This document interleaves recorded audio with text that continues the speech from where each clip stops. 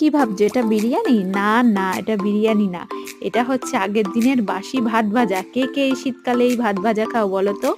তো কেমন আছো তোমরা সবাই? আশা করছি সবাই খুব ভালো আছো, আমরাও খুব ভালো আছি।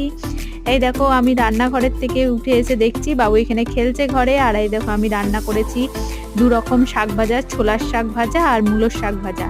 তারপর এটা কিসের কি মশলা কষানো হচ্ছে বলো তো? এটা হচ্ছে মাটনের মশলা কষানো হচ্ছে, মাটন রান্না হচ্ছে। দেখো মাটনের ঝোল করেছি, আর এই যে গঙ্গার মাছ করেছি, নানা রকম মাছ আর কি, সেই মাছ ভেজে রেখেছি, ঝোল করব। তারপরে রান্না টান্না করার পরে যে টিফিন কৌটোয় ভাত যাবে দোকানে, তো ভাত পাঠিয়ে দিলাম। তারপর খেয়ে টেয়ে একটু শুয়ে বিকেলবেলায় এসেছি ছাদে, জামা কাপড় মেলা ছিল, সেই জামা কাপড় তুলতে এসেছি। তো এই দেখো বাবু একটা কি যেন বায়না করছে, আমার ঠিক মনে নেই।